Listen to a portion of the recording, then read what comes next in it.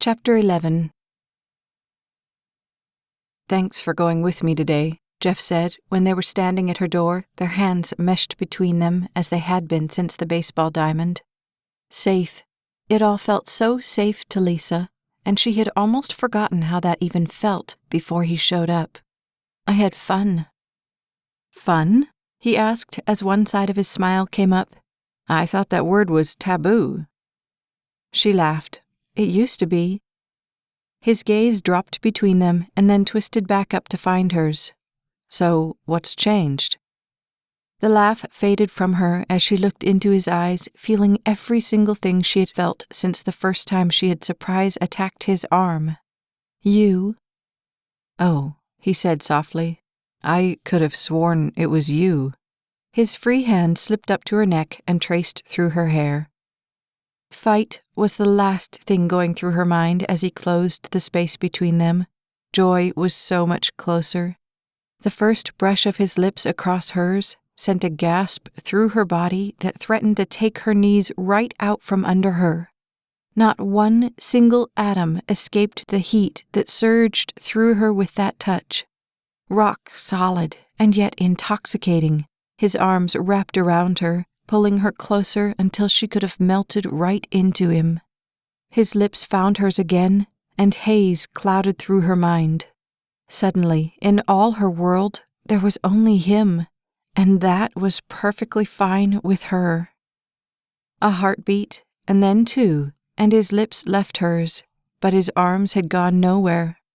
Her body slipped into the protection of his, and the world was absolutely perfect for one single moment. "I've got to get home. Work tomorrow, you know," he said after several long moments of simply holding her. Still, he didn't let go. Instead, his lips brushed across her hair. Tenderly, her fingernail traced its way across his chest. "Can't you call in sick or something?" He laughed as he pulled back and leveled his gaze at her. "Oh, yeah, I've heard bosses love that." She wrinkled her nose at him. "Yeah, they're thrilled." "No." He pulled her back into the circle of his arms and tightened his grip. "I've got to go, but I'll be back." "Promise?" His smile was filled with only peace. "Promise." Life had never been so right in Jeff's world. For 2 weeks, they had been together at every available moment. When he was off and she gave up on work, they ate at her place. If she didn't, it was becoming increasingly easy to rationalize a trip to her office. He could help her lock up. She shouldn't be there so late by herself anyway. The excuse didn't matter. What mattered was that he could be with her, and that for one more moment, reality couldn't get in. It was Thursday, the 5th of June, when reality took its first real swing at them again. 2 days earlier, Lisa had gotten word that the school district had finally okayed the youth conference idea, and she had been working on it nonstop ever since. Jeff had even resorted to bringing supper to the office the night before. She hadn't really eaten so much as inhaled the food, but he was glad he could make sure she was eating just the same. Because she needed to talk to Hayes, they met in the fire station parking lot Thursday afternoon, planning to enjoy a long evening together. With him, days off seemed few and far between, so they had to squeeze them in when they could. "How's work?" he asked, catching her hand 2 seconds after she stood from her car. "Work. Joel and Kurt are having a contest to see who can come up with the dumbest campaign." "Who's winning?" "Not me." At the station door, he stepped in front of her and swung the door open.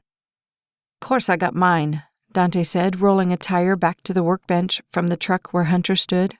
"Didn't you get yours?" "Yeah, Tracy saw it too," Hunter said. "I just don't get what it is about women and formal dances. You'd think the prom would be enough to keep them happy for—" He stopped when he looked over to the door. "Oh, hi." "Hi," Lisa said, not sounding wholly comfortable. "Come on." Between them, Jeff took her hand. They walked over to where Hunter still stood, and Dante stepped back to join them. "Guys, you remember Lisa? Lisa, this is Dante and Hunter." "Nice to meet you again," she said, and the relaxed tone from moments before was gone. It was all business now. After the introductions, she stood for one awkward moment. Is Captain Hayes?" She pointed up the stairs. "No, he was in the break room last I saw him," Hunter said, recovering before his partner. "Oh, okay. Thanks." She turned from them, and when Jeff snagged her gaze, he couldn't quite read everything that was written there. When she disappeared around the corner, Dante was the first to move. "Are you seriously kidding me?" "What?" Jeff asked. "What? How did someone like you end up with someone like her?"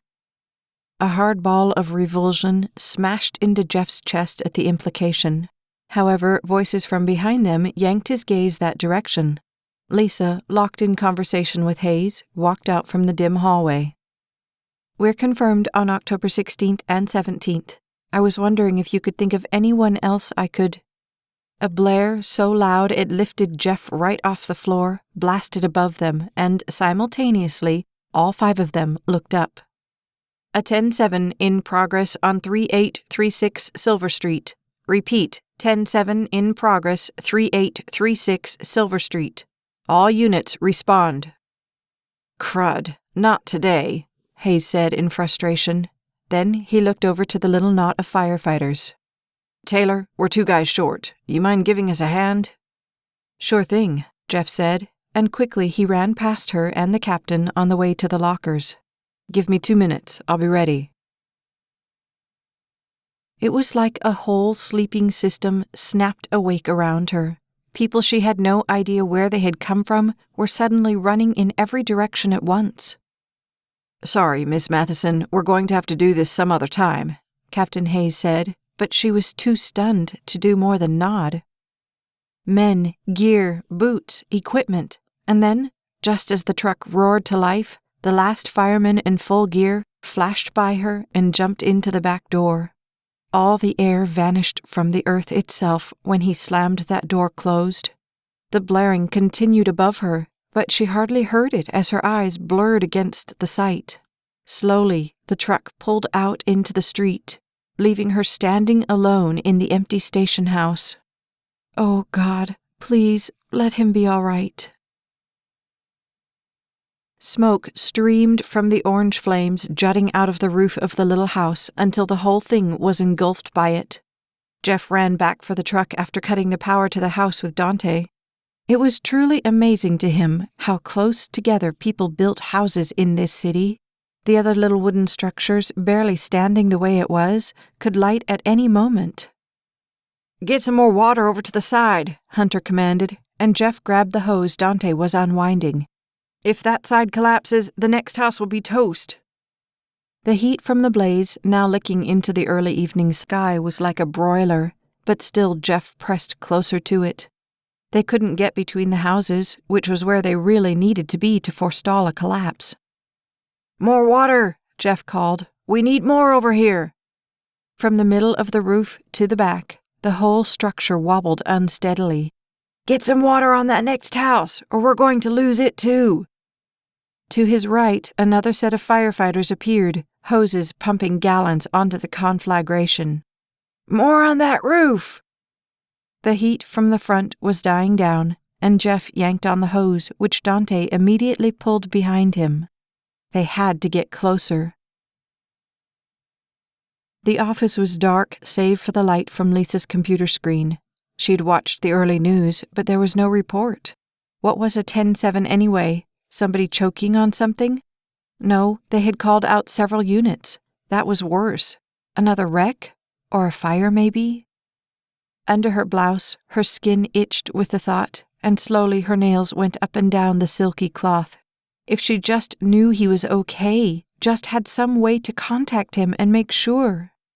She looked over to the phone, willing it to ring so she would know everything was all right. Her eyes closed with the knowledge that it could very well be morning or after before she heard anything. The sinking thought of what that news could be seeped through her.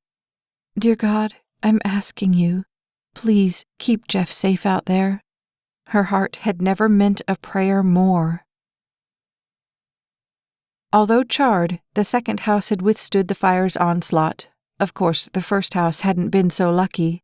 The whole right side sagged sadly down to the ground over its own blackened remains, but the fire was out, and, for this time, the crisis was over. Back at the station, Jeff glanced at the clock. 11:30. She was probably asleep already, no need to wake her. Yet the fear in her eyes said waking her would probably be merciful. He of all people knew about lying there, staring up at the ceiling, wondering. Technically, he could have gone home, but the truth was they might need him again tonight, and he wasn't going to abandon them. Trying not to think about it, he picked up the phone and dialed her number. It rang and rang, and then her voice via the answering machine came on to greet him. He loved that voice. "Hey, Lisa, where are you?" he asked, spinning the phone under his chin. "Well, just wanted to tell you I'm fine. I was hoping we could get together tomorrow. I'll be home in the morning. Call me." He hung up the phone, but he didn't move. A beat, and he picked it up again as a thought traced through him. The phone on the other end had barely gotten through the first ring when it snapped in his ear. "Hello?" There was nothing but anxiety in that voice. "Hi, Lise." "Jeff? Oh, thank God. Are you okay?"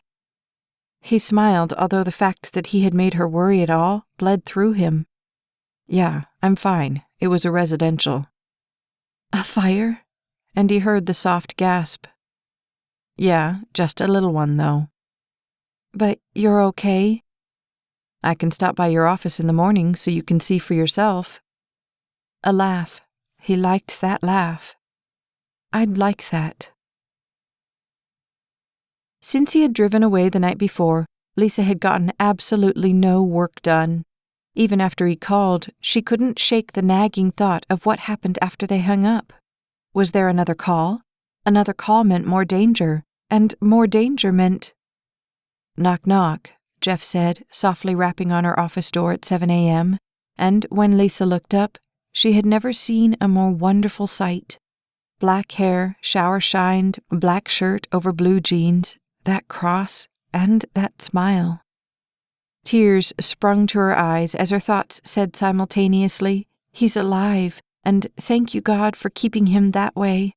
Office or no office, she jumped from her desk and met him halfway around it. Those arms, his arms, so strong and steady around her, righted the wreck that had been her world for 16 hours. "Man, I'm glad to see you," she breathed. "Not half as glad as I am to see you," he replied, and she felt the breath pull into his chest. It was the epitome of remembering how to live. By the time he left, promising they would go do something on Sunday when he was off again, work was the very last thing Lisa wanted to be doing. Why was she here? She should be with him every second of every moment that she could. A picture of Eve and Dustin sitting in the booth that first night traced through her, and suddenly she understood far more than she ever thought she could. One moment, it was all anyone was guaranteed, and yet how many had slipped by without her ever even noticing? That, she swore to herself right there, would never happen again. "I want to drive," Lisa said on Saturday as they drove out of North Houston to fly kites. Her kite was now tucked safely in the trunk next to his. "You sure?" Jeff asked, looking over at her, and those sunglasses did nothing but yank her alarm system to its knees. "Yes, I'm sure. What, you think I forgot how already?" He didn't bother to answer, just pulled on to the next exit, stopped the car, got out, and ran around as she dove into the driver's seat. The size of that steering wheel never ceased to amaze her. She looked over at him playfully. "Better buckle up." With a laugh, he complied. Slowly, she exhaled, put her hand on the gear shift, one foot on the brake, and one on the clutch, marveling at how easy he made this look. She looked out the windshield, put the car into gear, and looked behind her. "Let the clutch out," she said softly. "Gas." The car jerked forward, but didn't die. "Very nice," he said appreciatively. "First gear," she replied. "It's a start." Monday night, when she heard the 2 soft knocks on her office door, Lisa's breath caught. He wasn't supposed to come, but she wasn't surprised. Still working? Jeff asked with half a smile. Man, you work more than anybody I know. Besides you, of course, she said. He shrugged. Of course. He held up a bag. You hungry? Starving. I thought so. He went to work clearing a corner of her desk. Opening the bag of food, he nodded to her computer. What are you working on? Speaker schedule for the youth conference. I've still got all these holes, and I'm at the bottom of who else to ask. Carefully, he pulled one styrofoam plate of food out and handed it over to her. Who do you have so far? Hayes, who I'm praying doesn't no-show on me. Fletcher with the police department, who's not a whole lot more excited about the deal. Doug Parsons from the city engineering department. A couple guys from the drilling rig off of Galveston. Some volunteers from the homeless shelter. And then, not much. She picked up a fork and dipped it into the mashed potatoes as he sat down in the chair across from her. Man, these are good. Where'd you get this? Sheepishly, he looked up. I thought it might be nice to eat something other than takeout for a change. Her eyebrows reached for the ceiling. You made this? He shrugged. No big deal. You cook like this, and I've been cooking for you? Ugh, now I'm embarrassed. However, embarrassment didn't trump hunger as she dug into the pile of roast, which fell apart across her fork. It's food. Her gaze drifted over him. You cook, you clean, you save poor stranded souls from the top of rock-climbing walls. Is there anything you don't do well? Part of the smile faded from his face. A few. He didn't look up for a moment. Hey, how about the healthcare field? That would be interesting. She nearly dropped her fork to get to her pen. Now that was way too obvious. I even know a guy on one of the EMT squads in town. Well, I kind of know him. I could see if he'd be interested, if that would help. Help? Are you kidding? She wrote that down. What else you got? They had rounded out the list with people in landscaping, construction, mechanicking, banking, and travel. In addition to the main list, they had even compiled a just-in-case one so that by the time they were walking to the cars, Jeff should have been ready to call it a night. However, the last thing he wanted to do was go back to his empty apartment alone. You going to be okay getting home? His heart asked for him, noting the slow droop of her eyelids. I've never had any trouble before, she said slowly, but you never know. Well, I could follow you, if you want. If I want? Now there's a trick question. He held up his hands, dragging one of hers with his. No tricks, promise. Pushing her eyes open, she nodded. At her car, he helped her in and shut her door. The GTO roared to life underneath him moments later, and for the first time, she wasn't driving away from him. As he followed her through the streets, his brain said this was silly. She was dead tired, and he wasn't much better. Home made far more sense, except sense didn't have anything to do with this. When they pulled up to her apartment complex, he was at her car door before she even got it open. There was something about opening that door for her that felt so right. One heeled foot at a time, she slid out, and he shut her door. The night, soft and hazy, enveloped them as he took her hand and led her across the parking lot. He glanced over at her, and the lids of her eyes were closed even as they walked. You look wiped out, he said softly. I'm trying not to, she said, but her eyes never really opened. They crossed into the grass. I should let you get some sleep. You don't have to. Gently he smiled as under one of the little trees he stopped. You didn't have to put up with me tonight either. His arms pulled her to him, and he noticed how the curve at the waist of her gray skirt fitted neatly into the palm of his hand. He knew she wanted to say something, but she yawned instead. He pulled back to look at her. Eyes still closed as though she was literally sleeping standing up, she was the essence of beautiful. Without asking her if it was okay, his other hand slipped up and brushed across the white fall of her neck. You know, I think I finally understand that whole kissing a sleeping princess thing. The reference pulled a laugh from her as her nose wrinkled. Ugh, I always thought you had to be terribly desperate to kiss a dumb princess. You saying I'm desperate? She laughed outright at that. Your call. The words evaporated into the air around them as his lips found hers. For all the solid information in his brain, he could very well have been dreaming that moment. Life opened up around them as his lips left hers, and he pulled her to him again. Go get some sleep. Tomorrow's another day. Promise? She asked softly. Promise.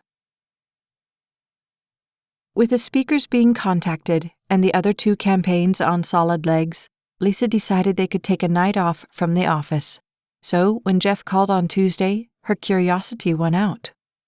You know, those potatoes were so good, she said as she leaned back in her office chair. Her shoes were kicked off under the desk and the phone cord was wrapped around her arm as she gazed out the window at the buildings and street beyond. Is that a hint? He asked. Well, if I'm cooking, you're going to get canned spaghetti and year-old noodles. The first hint was plenty, he said with a laugh. What do you want me to do? Make something and bring it over to your place? Actually, I was thinking. You've seen my place, but I haven't seen yours yet. There's not much to see. A tiny place with a big mustard stain on the carpet. Can't be much worse than mine. Okay, I guess I can throw the junk behind the couch or something. Hey, don't clean on my account, Lisa said, and then her gaze snapped over to Sherry standing in the doorway. Her chair crashed back to straight up. Listen, Jeff, I've got to go. A slight pause. If you're coming over here, don't you need directions? As her attention zeroed in on Sherry watching every movement, Lisa grabbed for a pen. Yeah, I guess that would help. Quickly, he gave her the directions as she scribbled an incomprehensible map onto the edge of a paper she hoped wasn't important. What time you taking off? Midnight if I don't get going, she said. Great, everything should be nice and burnt by then. Despite the interested gaze of her secretary, Lisa laughed.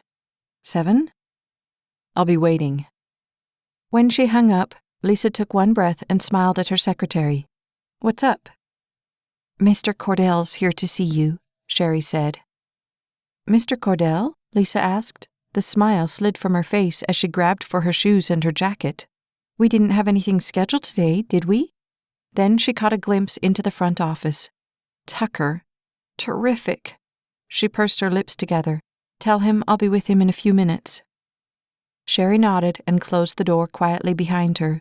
Lisa's hands went to her forehead as she tried to squeeze back into business mode. She stood and nearly turned an ankle on the heel of one shoe. Quickly, she went over to the little mirror and whipped the back of her hair up, twisting it around and around before jamming 3 hair clips in. Then she readjusted the shirt under the dark jacket before smoothing everything out over her stomach. With a breath, she opened the door and strode out with the fakest smile she'd ever mustered on her face. She extended her hand to him as he stood, feathering one hand through his ash-blonde locks as he did so. Tucker. Lisa, you're looking well. So are you, she said, and the words and the smile threatened to choke her on the spot. What brings you by? I brought over some of the recommendations from our board of directors. Grandpa thought we could go over them before you start formally contacting the speakers. Too late, but she smiled anyway. Let's go to the conference room. I'll just grab my notes. She raced back into her office, grabbed her black notebook, and ran a finger around the back of her heel. Why had she never realized how much those things hurt? Pulling herself to her full stature, she strode back out and indicated the door on the other side of the office. Please. Slow strings, a piano, and then the rest of the band joined in on the stereo in the living room as the lemon pepper steak surrounded by small potatoes and carrots slid into the oven. With his other hand, Jeff reached up and wound the timer, knowing every tick brought her that much closer. He smiled at the thought. A slide step across the kitchen in perfect time to the string crescendo brought him over to the cabinet where he picked up a can of green beans, tossed it in the air, and conga danced his way back to the stove. As the can opener hummed, he sang, his body melting to the beat. With a click, he released the can even as his voice blended into the harmony. Dumping the can of beans into the little pan, he pulled out the minced onion from above the stove and spun around on his feet before using the jar for an impromptu mic. He sprinkled the onions into the green beans and put the little container back. Smoothly, he slid over to the sink where he grabbed 2 wooden utensils and banged them across and down the wall, and then right over the sink as he did his best to imitate the short drum solo. It wasn't perfect, but it sure felt good. He put the bowl end of the spoon to his mouth, singing into it as if he was standing on the middle of a stage. Slowly, his feet twirled around him. At the sink, he let one dish slide into the water, and the scrubbing matched the beat. He stopped and turned dramatically as the music did the same. Then he continued scrubbing. How many times he had heard that song before, he did not know, but this was the first time he ever realized he had heard it. He loved that song. Lisa checked her watch, not liking how many minutes this was eating up. I've already contacted these people, so... But you didn't run this by us, Tucker said with a glower. I wasn't aware that I was supposed to. The last I heard, Mr. Cordell said I could put whoever I wanted to in there, or at least get them contacted before he finalized the list. Tucker's gaze slid over her and right into the bottom of the V of her beige blouse. She wanted to squirm, to cover that up, or to outright knock him through the window, none of which were options, so she straightened further. At least, that was my impression. Did I misunderstand? That's kind of been going around lately, Tucker said as his elbow suddenly let his hand go, allowing it to land within inches of hers. She cleared her throat. I don't think I'm following. You know, he said as his tone softened, I've been thinking we never really finished what we started the other night. His fingers slipped closer to hers. I mean, I'd hate for there to be any bad feelings between us. Grandpa really wants this to work out. Revulsion spun through her. Could we please stick to the subject? Soft doe eyes met her request as his fingers crawled closer to hers. Come on, Lisa. What are you so afraid of?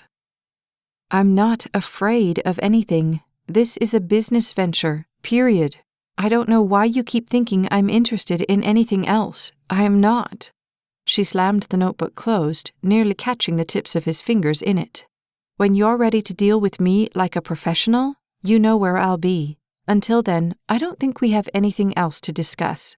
She stomped her way to the door, which she opened, realizing with a start that Sherry was already gone. It doesn't have to be like this, Lisa, Tucker said, his voice becoming snake oil soft. Think about it. We could be so good together. Lisa turned and leveled her gaze at him. Listen carefully, because I am only going to say this once, and then I'm going to call security. I am not now, nor have I ever been interested in pursuing anything personal with you. In fact, if I could just deal with your grandfather and leave you totally out of this altogether, that would be peachy with me. However, it seems that I am stuck with you. So, in the future, when you come for a meeting, I'd appreciate it if you'd stick to the topic and leave your comments and innuendo at the curb. Now, if you don't mind, I have plans this evening. She knew better than to simply walk out. He would follow her, and in her office, with him at the door, there would be no last-ditch escape route. Still, when he stepped past her in a huff, Lisa's skin did a rolling earthquake move down her back. Then, at the outer door, he stopped, turned, and the look in his eyes was pure evil.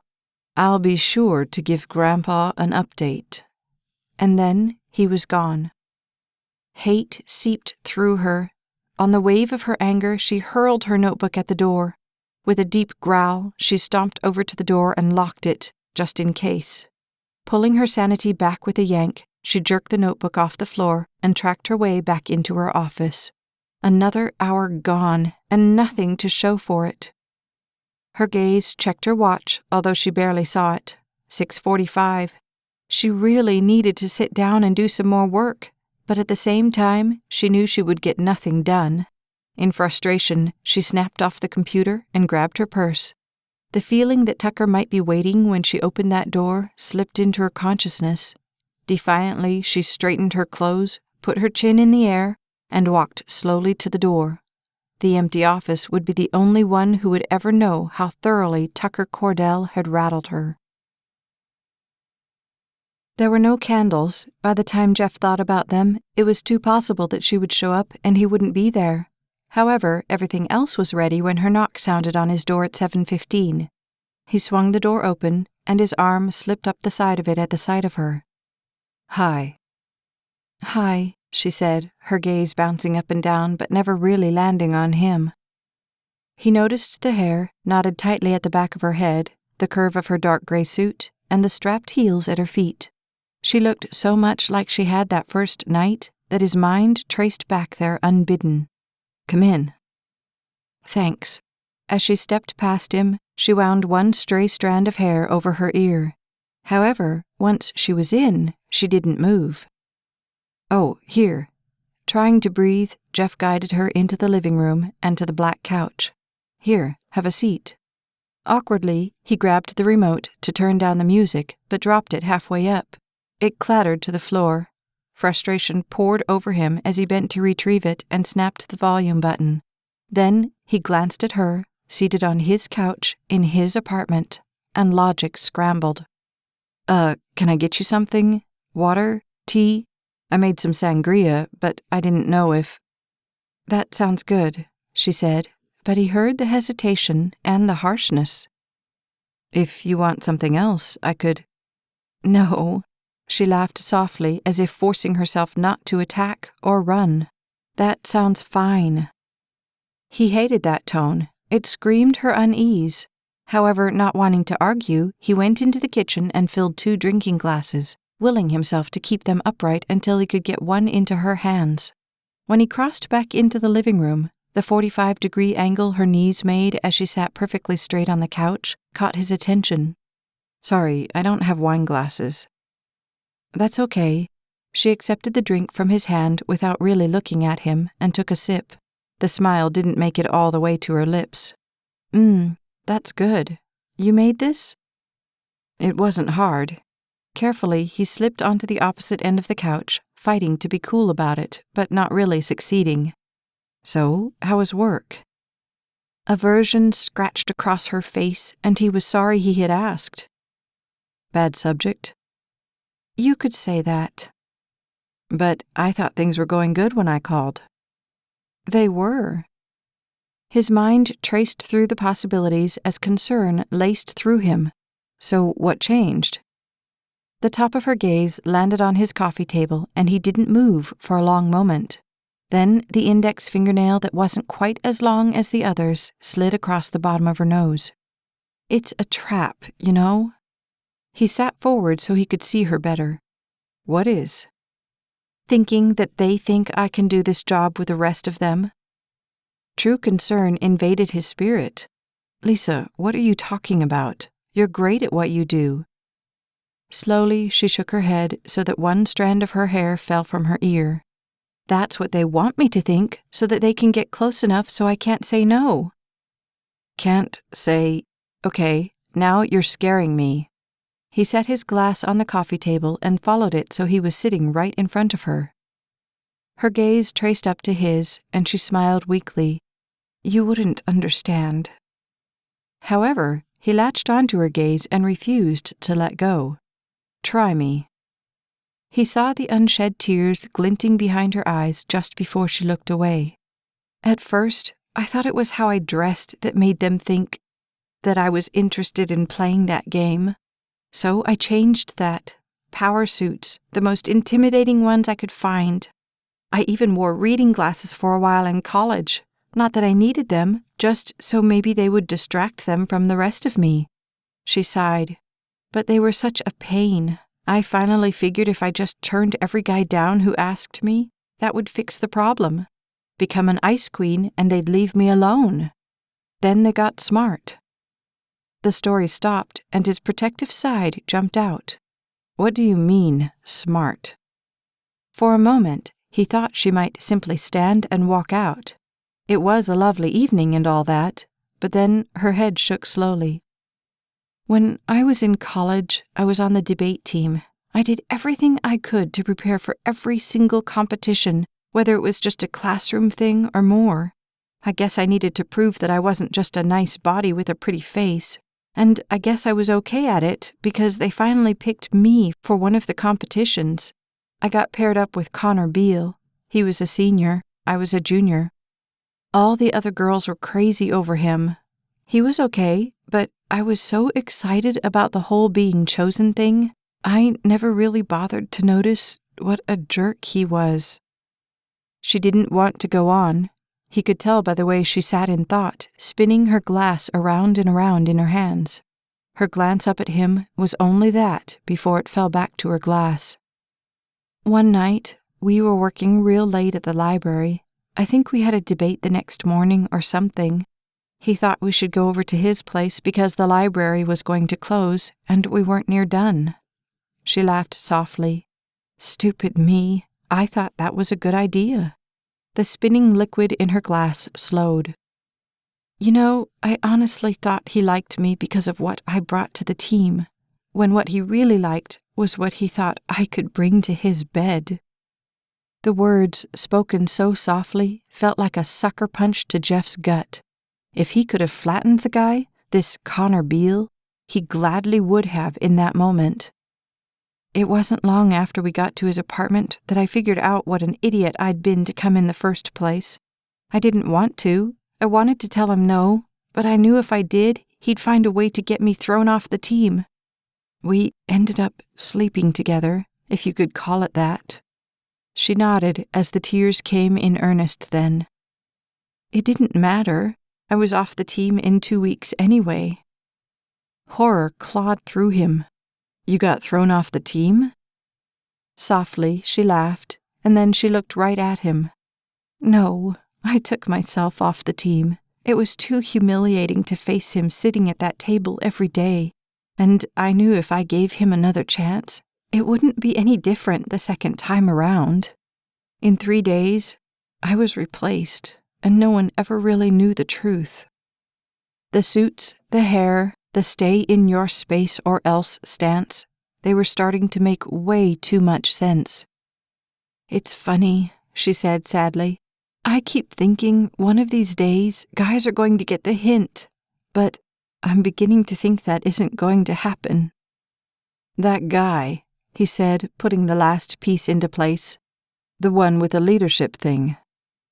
Her gaze traced the other way across the room as she nodded, and his heart plummeted. Either way, I lose, she said softly, and the hollowness of her voice slid him back to the couch next to her, where he put a tender arm around her shoulders. Her eyes fell closed as she slipped into his arms. If he could just hold her here forever, make all the bad vanish, if he could erase her pain and show her that she had far more to be proud of than how her body looked to the outside world, if he could prove that having fun and letting your guard down didn't automatically mean you were a target for hurt and humiliation, if he could just do that, then the rest of life could take care of itself. Hey, you know what? He asked, bending his head to look at her. Dustin called this morning. Seems they're a man short on the basketball court for next Saturday. She laughed as she ran a finger under her nose. I think Dustin's always a man short for something. Are you sure that's not just an excuse? No, he said with a smile. But it sounds like fun anyway. What do you say? I say, she pulled herself up from his arms and sniffed the air. Something smells like it's burning. Supper! In a breath, he was off the couch, racing for the kitchen. The clattering he made as he pulled the now burnt store-bought pie out of the oven made far too much noise for his jangled nerves. He threw it onto the stove burners. Dang it! It was then that he felt her presence behind him. Well, so much for the cherry pie. Slowly, she stepped over to where he stood and surveyed the charred crust. You got a knife? You're going to eat that? He asked, arching both eyebrows at her. Just get me a knife.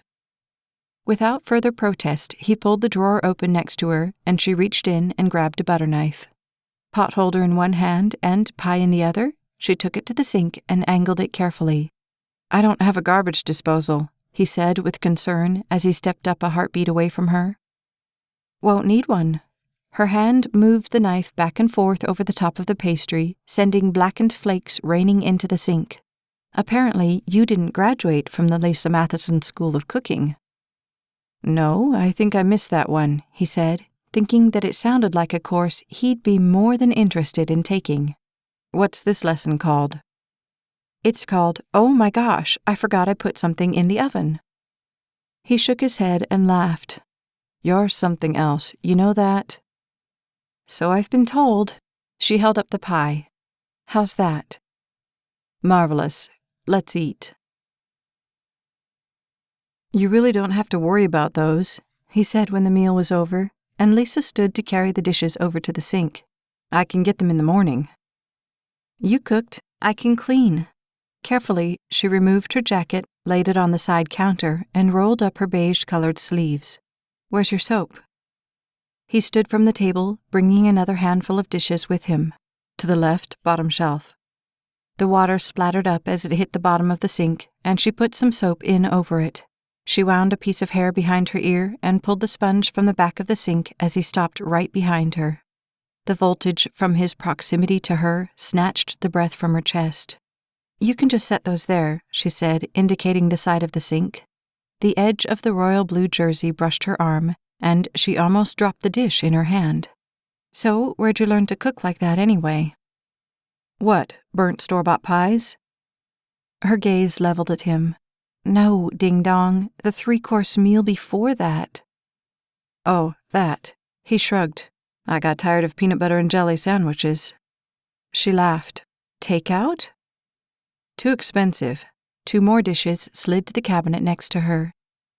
"I'd probably die if there wasn't takeout." The sponge went around the dish, and she set it into the next sink for him to rinse. "By the way, did you ever call that guy, the one you said you know, the EMT guy?" "Oh, crud. I completely forgot about that." He reached over to the edge of the sink, grabbed a pen, and made a quick note to himself. "I'll do that tomorrow." "I thought I was the disorganized one." He looked at her, and his smile melted through her soul. "You must be rubbing off on me." The next afternoon, when he picked up the station phone to make the call, Jeff's mind drifted back to the feeling of her arm, a half an inch from his own. It was a feeling he could get used to. "Yes, this is Jeff Taylor with the Houston Fire Department, and I'm trying to track down one of your paramedics. His name is A.J. Knight, but I don't know exactly what his shift is or his truck number." It took a few minutes, but the receptionist finally paired the name with a phone number, which he dialed and went through the whole spiel again. This call produced yet another phone number. He felt like he was traveling through a maze, looking for a single piece of cheese. "Yes, this is Jeff Taylor with the fire department. I'm trying to get in touch with A.J. Knight." "Just a second," the voice said, and he heard the, "A.J., it's for you." A beat, and then, "This is A.J."